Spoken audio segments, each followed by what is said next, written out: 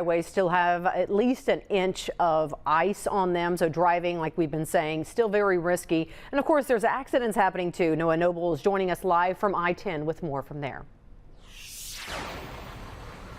Yeah, good morning, Jamie. Right now, behind me, a tow truck actually just pulled this gold, what is that, a Toyota, out of this brush line right here. You can actually see these tracks right here is where that truck went off the road and then flipped over in this ditch area right here. And the D'Iberville police just now reopening Interstate 10. This is just before the I-10 interchange. This is eastbound, by the way.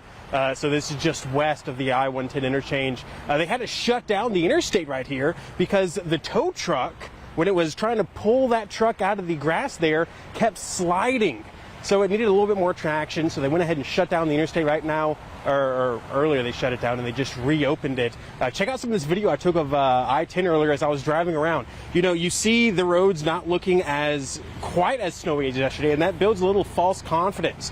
But folks, let me tell you, you really cannot drive faster than 40 miles per hour on these roads. And I-10 is practically 2 lanes in certain areas, specifically after you get out of Gulfport, coming over here towards Woolmarket and into Biloxi. Really only 2 lanes of travel, and even then there's been a lot of ice in the roads this morning. As Bill was saying, you know, it kind of feels like you're on a bobsled, and he's not wrong. You can just feel your vehicle losing traction. And check out some of the video I got of the crash, this rollover crash. Whenever I first got here, you can see that truck just shoved into the brush right there. Thankfully, the driver is okay. He was able to wiggle his way out of that truck, and he was actually standing on the side of the road whenever I got here with the D'Iberville police and fire. And I was kind of messing with him. I was like, "Don't worry, man. I'm not going to embarrass you. I'm not going to put you on the news here," because he certainly, you know, didn't want his friends to see how he managed to get his truck there.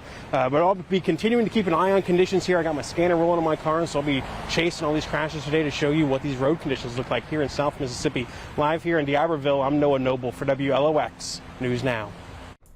Thank you so much, Noah. And I like what you said. It can build false confidence when you see just a little bit of snow left. You're like, okay, everything's great, but it definitely can, looks can be deceiving. It can still be very risky to drive in those conditions.